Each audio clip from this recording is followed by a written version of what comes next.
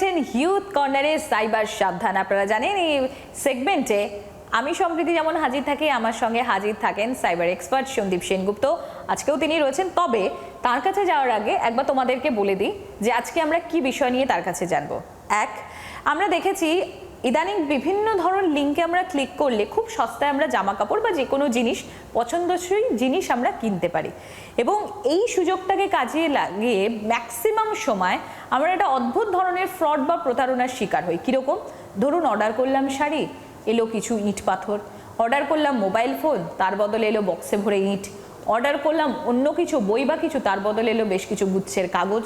তো এই ধরনের প্রতারণার শিকার হলে কি করবেন, আর এই ধরনের প্রতারণার ফাঁদে যাতে পা দিতে না হয় তার জন্য কি কি প্রিকশনস নেওয়া যাবে, সমস্ত কিছু বলবেন আজকে আমাদের সঙ্গে রয়েছে সন্দীপ দা। সন্দীপ দা, যে ফ্রডের বিষয় বললাম এগুলো আকচার ঘটছে, তো প্রথমে যেটা জানতে চাইবো কি করলে এই ধরনের প্রতারণার ফাঁদে আমরা পা দেব না, এবং দ্বিতীয়ত জানতে চাইবো যে যদি এরকম প্রতারণার শিকার আমরা হয়ে যাই তখন আমাদের কি করণীয়? দেখো, প্রথমত ম্যাক্সিমাম ক্ষেত্রে যা ভিকটিমগুলো আমরা দেখেছি ওই ফেসবুক বা ইনস্টাগ্রাম এই ধরনের বিভিন্ন সাইটে মানে অস্বাভাবিক বেশি ডিসকাউন্টে জিনিসপত্রের অ্যাড দেওয়া হয়।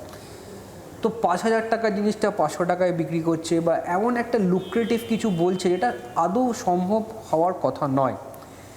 তো ওই অ্যাডে যে মুহূর্তে তুমি ক্লিক করবে তোমাকে নিয়ে যাবে একটা ওয়েবসাইটে, যে ওয়েবসাইটে যেটা থার্ড পার্টি ওয়েবসাইট, এবং খুব একটা বিখ্যাত ওয়েবসাইট নয়, কেউ নাম শোনেনি এরকম একটা ওয়েবসাইট।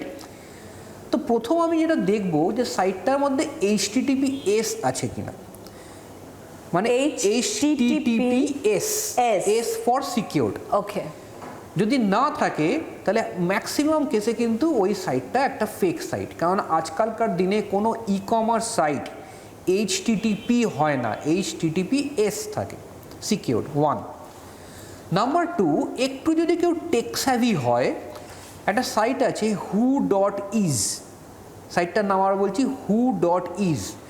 আমি যদি ওই ই কমার্স সাইটটার হাইপার লিঙ্কটা তুলে who.is এ গিয়ে ফেলে চেক করি, আমি দেখতে পাবো সাইটটা কবে রেজিস্টার্ড হয়েছে। ম্যাক্সিমাম দেখা যায় যে সাইটগুলো 2-3 মাসের পুরনো, তার বেশি পুরনো নয়। কারণ এই সাইটগুলো যখন ফ্রড হয় আমাদের কিন্তু এই ডোমেনগুলোকে ওরা রিমুভ করে দেয়, মানে ব্লক করে দেয়।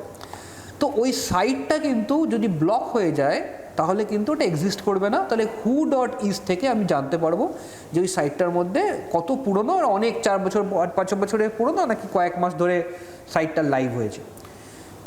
3 নম্বর যেটা আমি করতে পারবো, আমি দেখবো যে সাইটটার মধ্যে ক্যাশ অন ডেলিভারি আছে কিনা। সাইটটা যদি ক্যাশ অন ডেলিভারি না অ্যালাউ করে, শুধু ক্রেডিট কার্ড চাইছে, তাহলে কিন্তু খুব বিপজ্জনক। কেন? ক্যাশ অন ডেলিভারিটা এখন যে কোনো জায়গায় একটা ডিফল্ট আমার স্ট্যান্ডার্ড।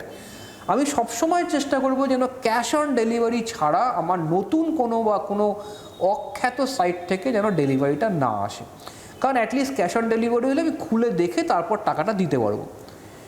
4 নম্বর একটা মজার জিনিস আছে, যে কোনো সাইটে একটা কন্ট্যাক্টাস আছে।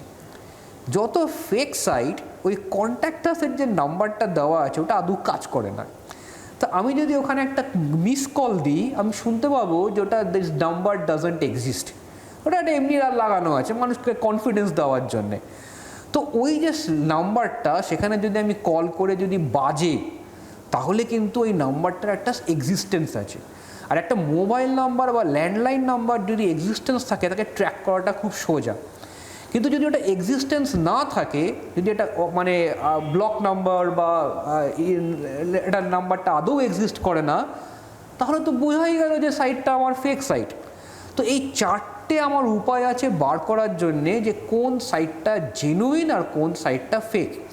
ম্যাক্সিমাম সিজনাল টাইমে, পুজো বা এরকম টাইমে, বা ধরো কোনো সামার ভ্যাকেশনে কোনো হোটেলের কোনো বুকিং বা এই সব টাইমে কিন্তু এই ধরনের ফেক সাইটগুলো বা ই কমার্স সাইটগুলো উপর দিকে চলে আসে, এগুলো খুব অ্যাক্টিভ হয়ে যায়।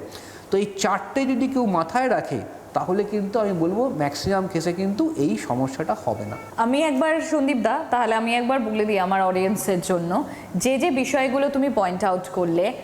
এক, প্রথম কথা হচ্ছে যে কোনো ধরনের থার্ড পার্টি সাইট এখন বা ই কমার্স সাইট এখন HTTP দিয়ে আর হয় না, HTTPS, S for secure, HTTPS দিয়ে হয়, সেটা আপনারা চেক করবেন।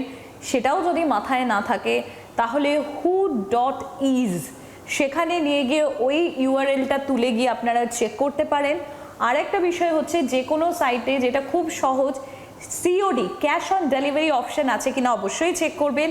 তাও যদি না মাথায় আসে বা সেটাও যদি না করতে চান, আপনাদের কাছে আরও একটা অপশনস থাকছে, কন্ট্যাক্ট আসে যে মোবাইল নম্বর বা যে নম্বরটা দেওয়া আছে সেটাতে ফোন করে দেখা যে আদৌ এই নাম্বারটা জীবিত নাকি মৃত। এই চারটে জিনিস যদি আপনারা মাথায় রাখেন তাহলে এই ধরনের কমার্স ফ্রড থেকে কিন্তু আপনারা বাঁচতে পারেন। আমি সন্দীপদার কাছে একটা বিষয় একটু জানতে চাইবো।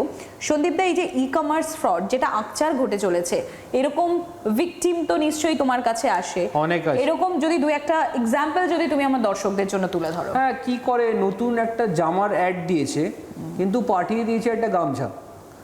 তো এই ধরনের জিনিসগুলো মারাত্মকভাবে হচ্ছে। বা একটা পুরনো কোনো জামা, নতুন একটা দারুণ একটা খুব ব্র্যান্ডেড জামার অ্যাড দিয়েছে, পাঠিয়ে দিয়েছে একটা ব্যবহার করা কোনো কাপড়। তো এই সমস্ত যদি হয়ে থাকে, ইমিডিয়েটলি কিন্তু সেই সাইটের এগেনস্টে পুলিশে কমপ্লেন করুন।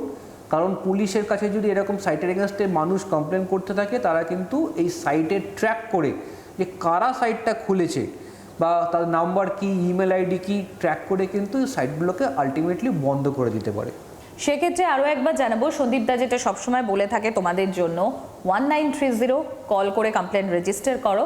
তার পাশাপাশি www.cybercrime.gov.in এও তোমরা কমপ্লেন লঞ্চ করতে পারো এবং ডেফিনেটলি সবার আগে তো পুলিশের অবশ্যই সাহায্য নেবে। আর আমাদের সাইবার এক্সপার্ট সন্দীপ সেনগুপ্ত যেরকম বললেন যে চারটে যে ভেরিফিকেশন স্টেপ আছে সেটা তোমরা মেনে চলো, শুধু শুধু এরকম প্রতারণার ফাঁদে পাই বা কেন দেবে।